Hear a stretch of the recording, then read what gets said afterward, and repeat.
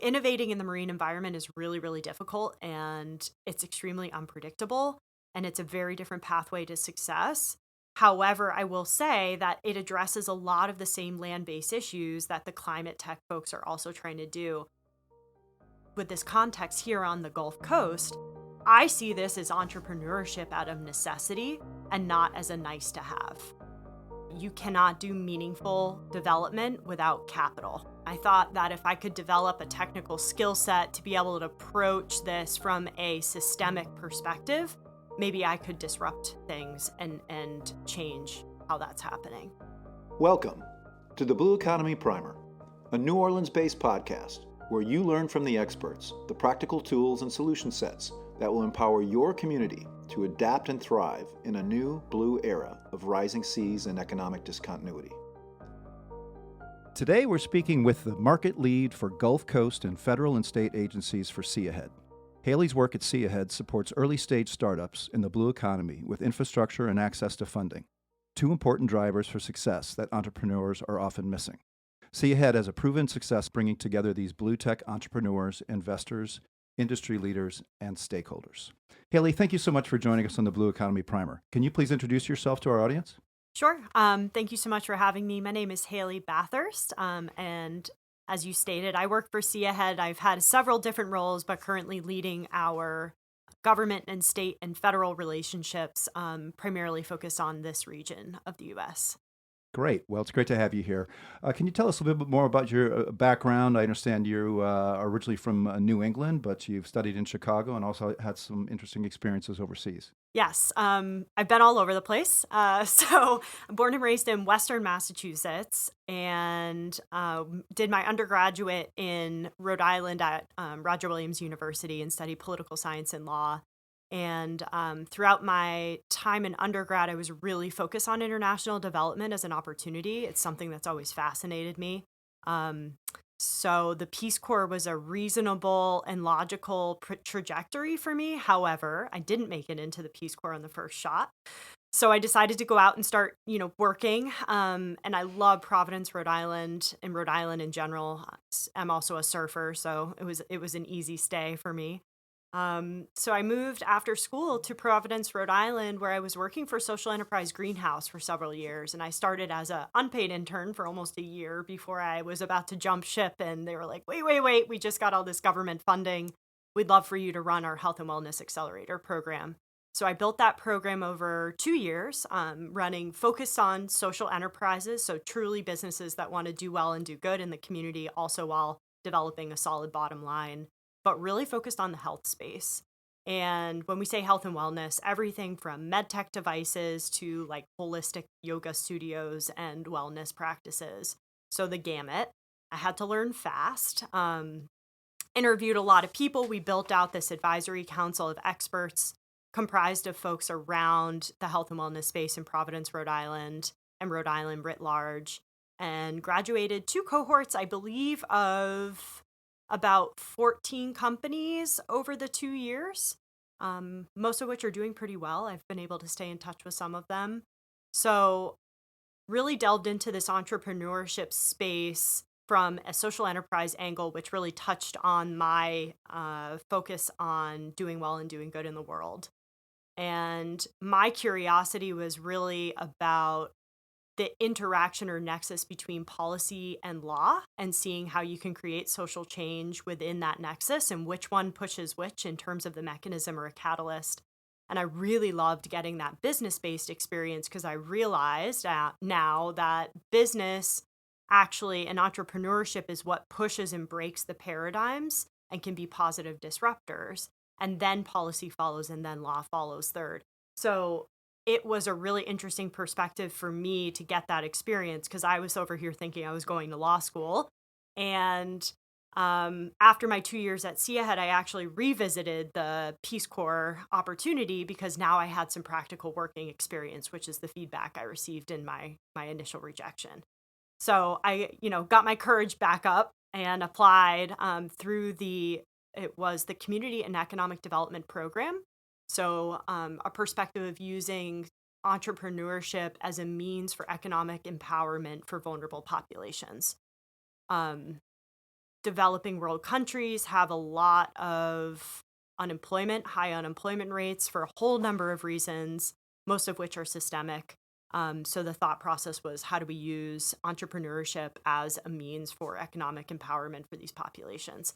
So needless to say, I looked at a map and I picked a country and decided to go to Namibia. All the timelines lined up perfectly when I was ready to close my chapter at SEG. And I applied and was accepted. And so I packed up my bags in 2018 and moved to Namibia for 2.5 years, where I worked.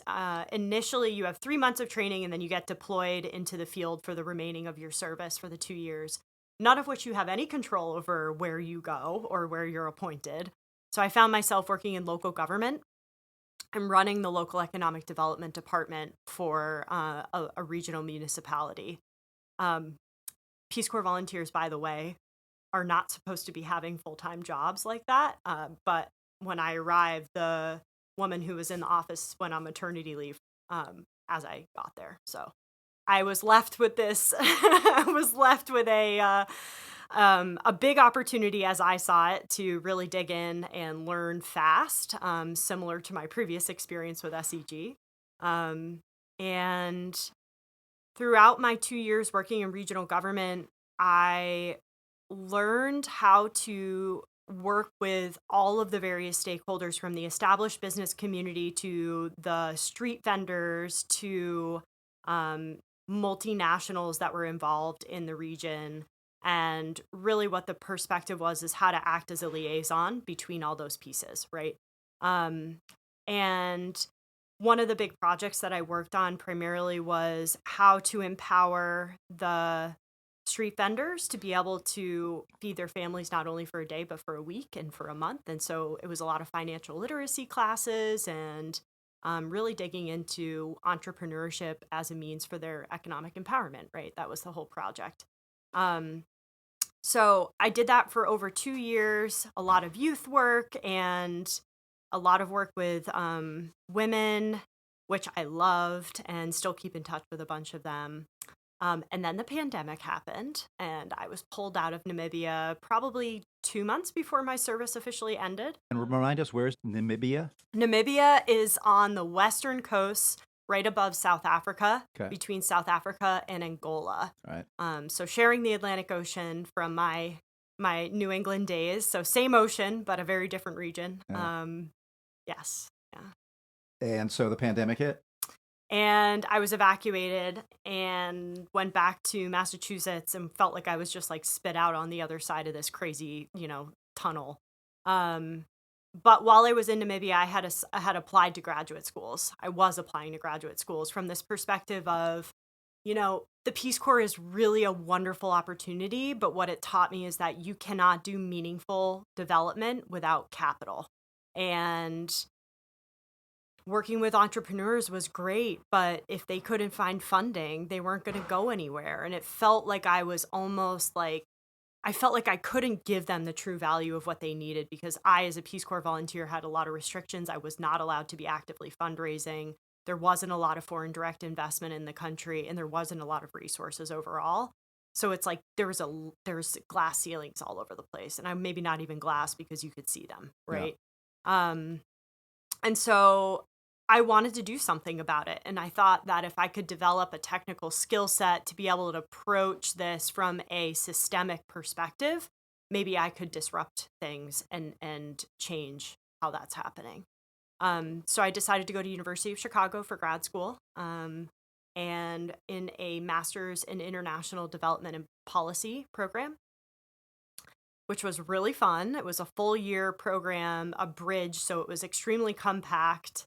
And I was the only American in a cohort of 30 international students. Wow. So I learned so much from my colleagues in the program and from all over the place, like truly every country in the world. You're coming a bit from the healthcare space and social enterprise, and then now are focused on the sort of BlueTech or ocean ocean technology. So I can certainly see some parallels in terms of the social enterprise and world impact. But how did you see those coming together, or what drew you to the ocean tech or blue tech? I guess it's a bit of serendipity. And also now that I've been with SeaAhead for about 2 years, I'm seeing how this is really coming full circle for me. So the serendipitous piece is that when I graduated, I was applying to jobs for almost 9 months in the middle of the pandemic and was not finding employment. And I got a connection through the startup, another healthcare startup I was working with throughout grad school, getting connected to Mark Wong, who is the co-founder of SeaAhead, and actually come to find out he was running the economic development department for City of Providence when I was in Providence.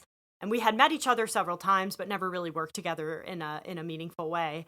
So I got reconnected to Mark, and Mark called me and said, "Hey, we've got some really interesting stuff going on, and how do you feel about moving to Mississippi?" And I said yes, and packed up my car and drove to Mississippi. The full circle piece of it is that my dad is the national canvas director for Clean Water Action, so I grew up around environmental issues and water issues specifically my whole childhood. During college, winter and summer breaks, I was out knocking on doors and raising money and doing political campaigns for all types of environmental issues. So it was something that I knew and that I knew was super important. I didn't necessarily see myself in the ocean and blue tech space, but I'm a surfer, as I said, and grew up in this environmentally focused household. So it sounded like a really interesting challenge to me. Hmm. And so with See Ahead and the work that you're doing there, what is See Ahead's institutional interest in New Orleans, and how do you see that working at a regional level? Sure. So let me preface it by saying that I ended up in Mississippi first, right? So, and now I've been expanding into New Orleans. Obviously, the geography, it's really only an hour drive, if anything. So why not? Plus, New Orleans is a lot of fun. So that's not a hard sell by any means. But initially, the project was focused on coastal Mississippi in the perspective of University of Southern Mississippi reaching out to SeaAhead and saying, "Hey, we've got these great coastal assets. And we'd really love to learn how to catalyze these things. What does it look like to get people interested in the Gulf Coast?" And so through an economic development report that we wrote in partnership with several other folks, what we proposed was that a lot of the pieces were there, and it was just a means of truly catalyzing that energy. And so we proposed a program, an accelerator program, and that would bring in companies to the Gulf Coast, right? Because that blue tech ecosystem was nascent, if not non-existent at that point. So we brought companies to the Mississippi Gulf Coast, and we were astounded by the fact that we got almost 50 applicants across 12 different countries for a program that was brand new, right? And what we learned is that all of those companies had already identified the Gulf Coast as a place that they wanted to do business. So we were just giving them a reason to come.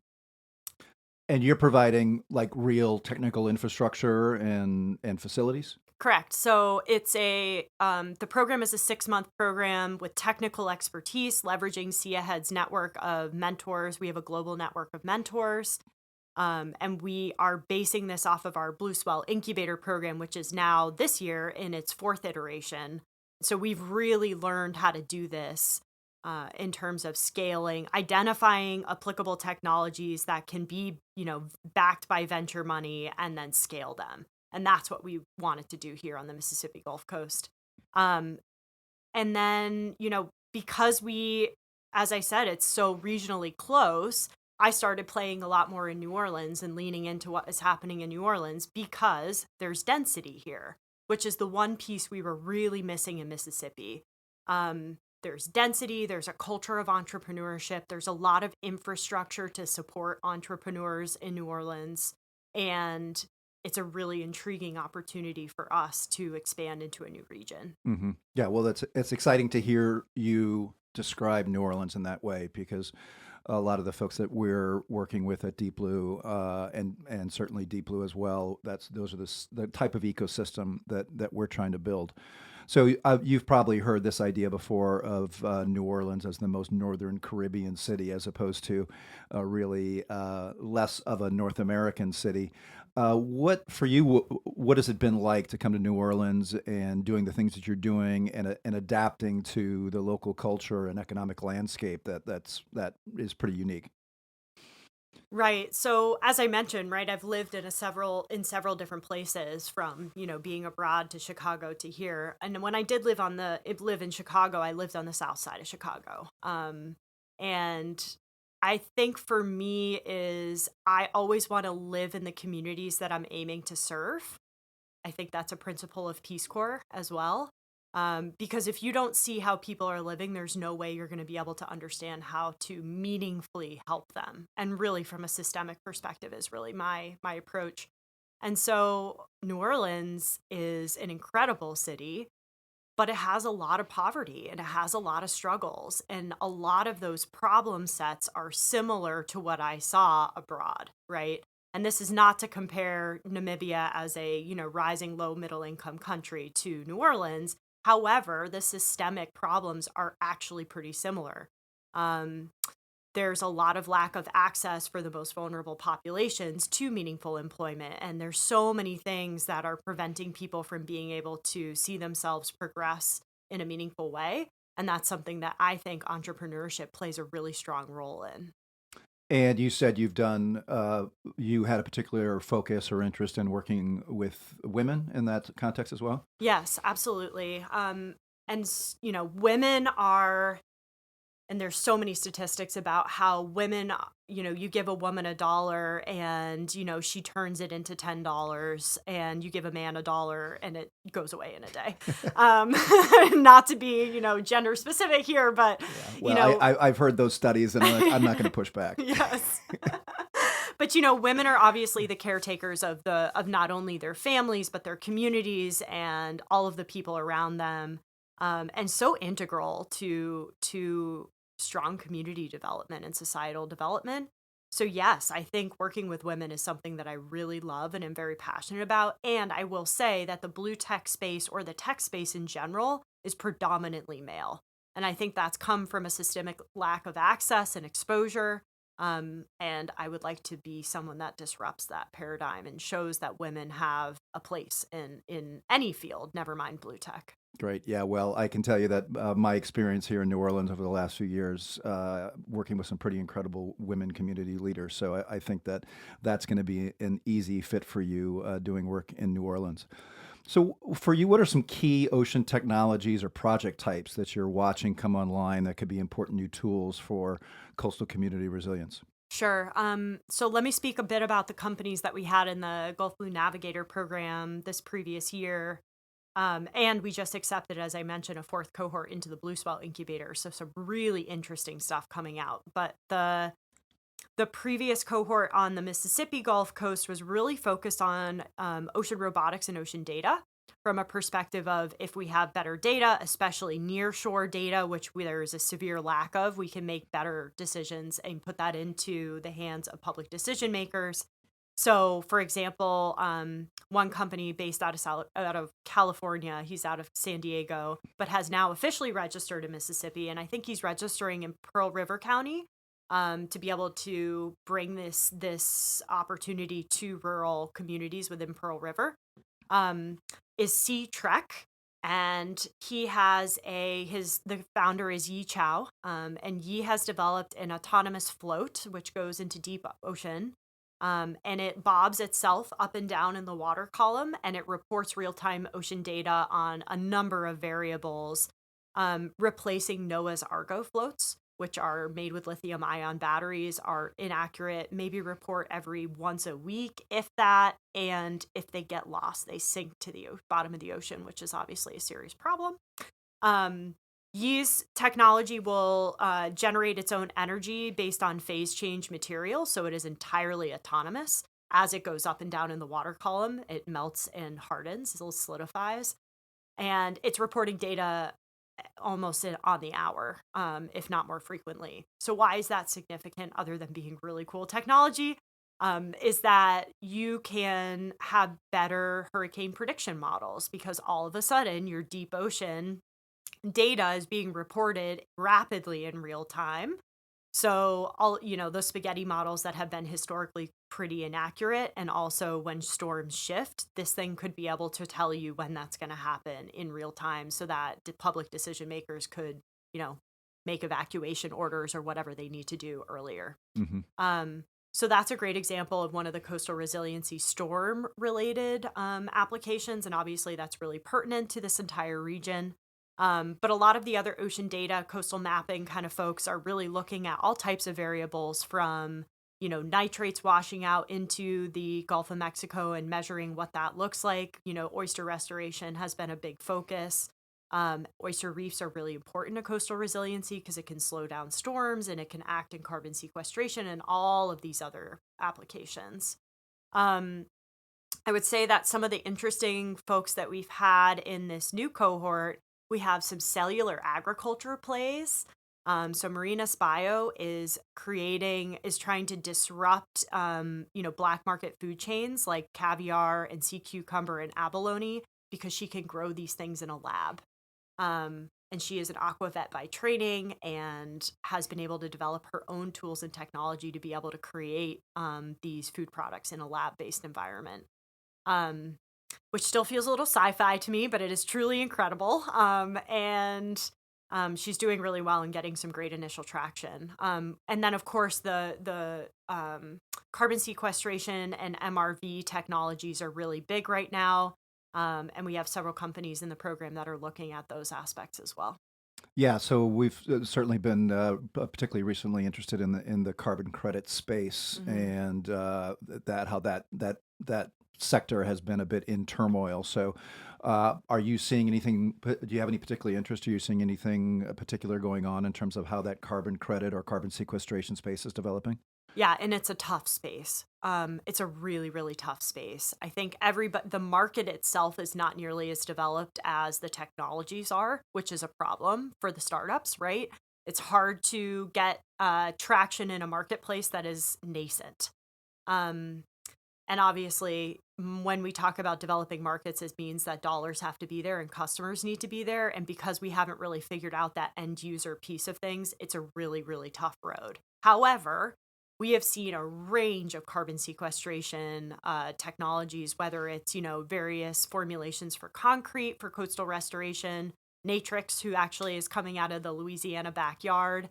That company is working on, using eco-concrete and diffusion to build these really cool structures that get set into the living coastline that can sequester carbon, but they also act as a habitat for all of the life that's within there. So it's living and building into a coastline to bolster that.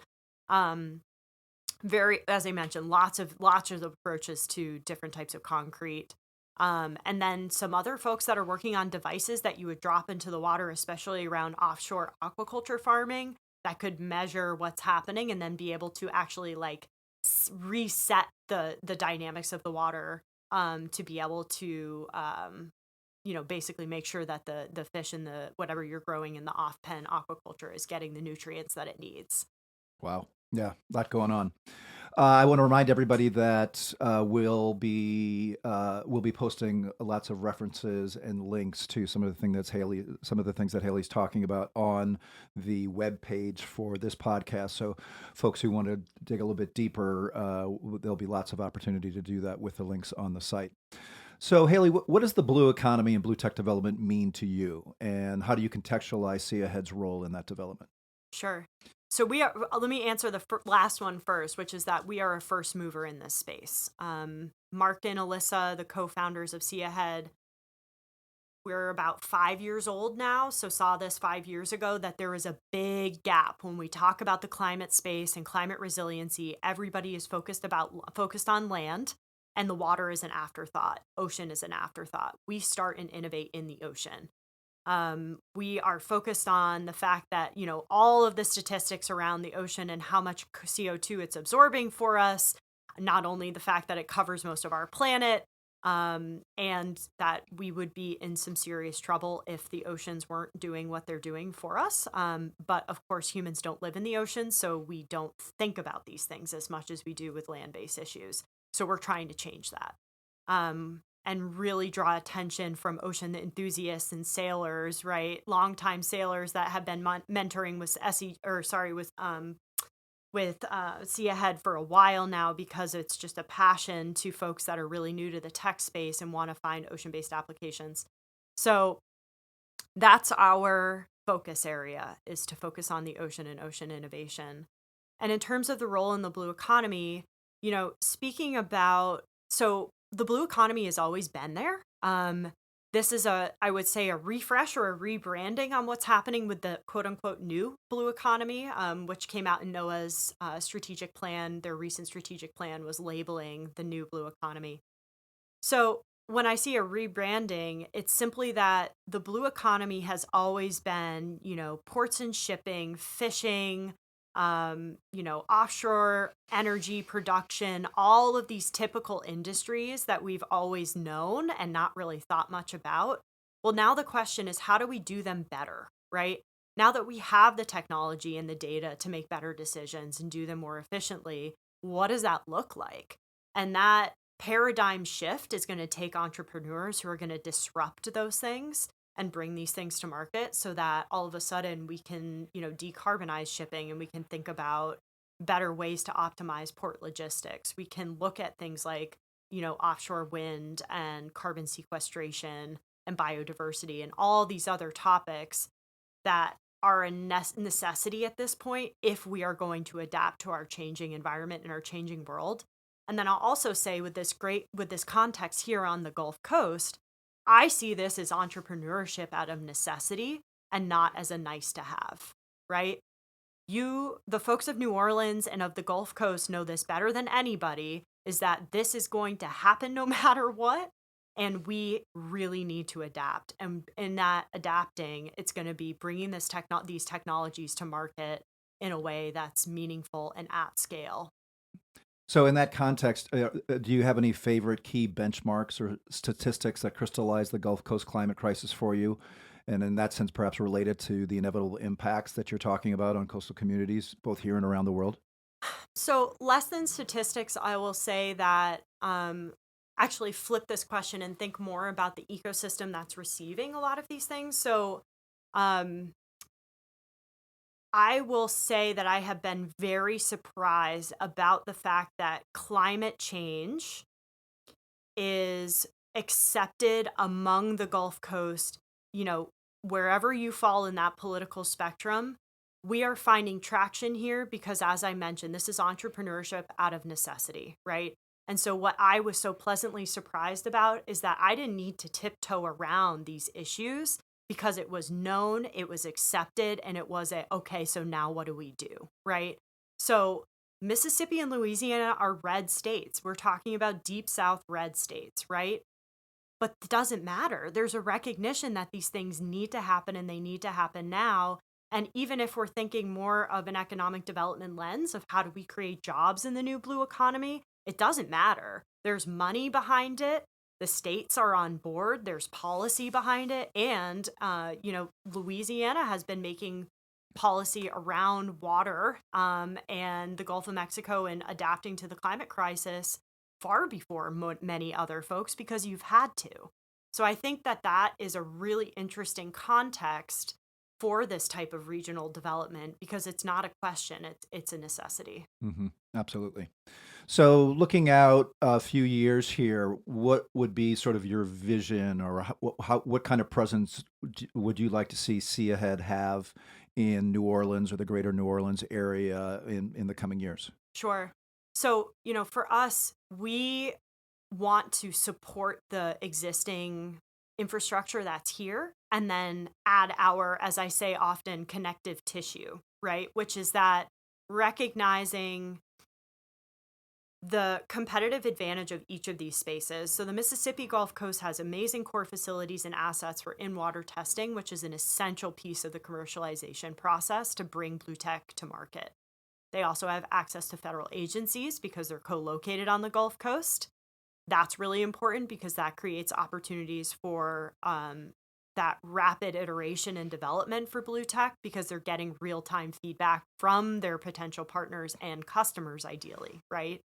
And understanding more of how to work with the government is going to make these things scale faster. And then in Louisiana, in New Orleans, you have the context of this density and this existing infrastructure for supporting startups. So, folks like Idea Village and Propeller are creating programs for entrepreneurs. And obviously, NOE is playing a big role in the shiny object of what entrepreneurship means for New Orleans. And then you have folks like Deep Blue, you, Greg, as well as the Water Institute and a number of other players that are doing more of the ecosystem development, the implementation, and looking at what those things mean on a wider scale.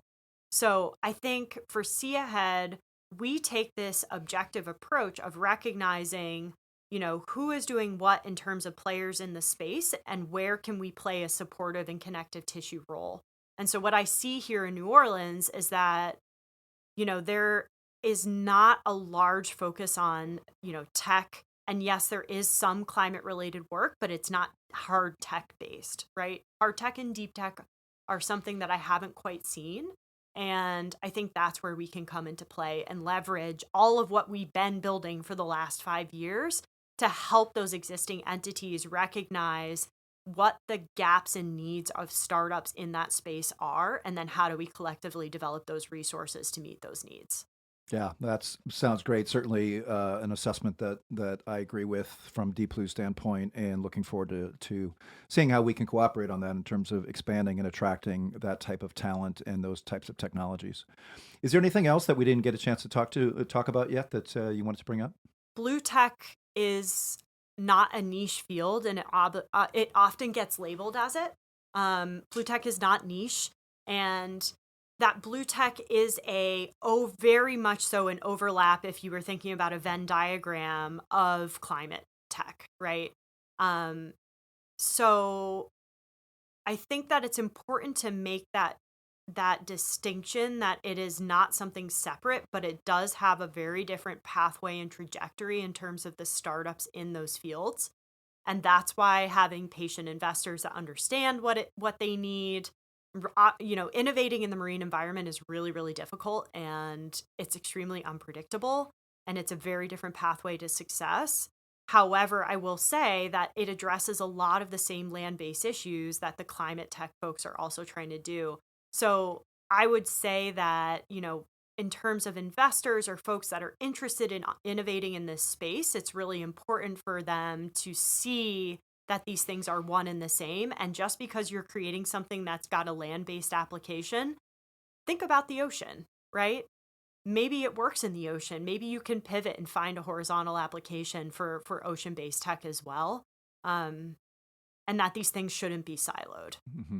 Yeah, and you remind me a bit from my work with the Clean Tech Open that the development timelines and horizons for software technologies versus hardware technologies, never mind big mechanical hardware that is going to be out in the ocean, the timelines for development are just much more complex and much longer, so they need that much more support. Exactly. And I think everybody just has to be patient. However, if you have a role to play in seeing those things come to commercialization, whether it's from investment or from a government standpoint or from a private sector standpoint of offering things like paid pilots, we have to collectively get on board with what that pathway for a startup looks like. And if we do that in a meaningful way with density and intention, then we will start to see things change quicker. But until that happens, everybody's just going to have to be very, very patient. Absolutely. So what's next for you, Hailey? What are you most excited about in your personal or professional journey? So for me, I have been moving more into the business development space for SeaAhead. So, I've been working with government agencies, but I'm going to be expanding that a lot more to the private sector as well. And exactly on the point that I made previously, right? That's if we can get more private sector folks to be interested in this space and get more dollars behind it, we're going to be able to see things move faster. So I'm really excited to expand into that space more and learn as much as I can in this space. And then me personally, I have a deep interest in the policy aspect of this work. So I really would love to get more involved in advocating for the needs of startups and the needs of innovators in the blue tech space, the ocean space, from a policy perspective. And as I said, coming full circle to the beginning, right? How does innovation push and disrupt policy? And then I'd love to be informing policymakers on what that looks like and how we can make policy to meet those needs. That's great. Well, your passion and your commitment really shines through. So thank you so much for taking the time. Thank you for the work you're doing. Certainly, it'll be fun to continue to talk about collaborations and how we can grow our shared agenda in New Orleans, because it's clearly well aligned, and I think some really important work that you're doing. Yes, agreed. Thank you so much, Greg. And thank you to Deep Blue for all the work that you're doing as well. Thanks. Thank you for joining us on the Blue Economy Primer. If you enjoyed today's podcast, don't forget to subscribe on your favorite podcast platform. Please help us spread the word, and be sure to visit our website at www.deepblue.academy, where you can find all of our available episodes, access important links and supporting information for each episode, send us your comments and/or suggestions for potential guests and topics, get more information about our community engagement initiatives, and join our mailing list, as well as make a much appreciated tax-deductible donation to support our nonprofit education and research mission. Thanks again to the Dan Lucas Memorial Foundation and the Pontchartrain Conservancy for their critical financial and institutional support. Until next time, when we meet again on the ever-expanding horizon of the blue economy.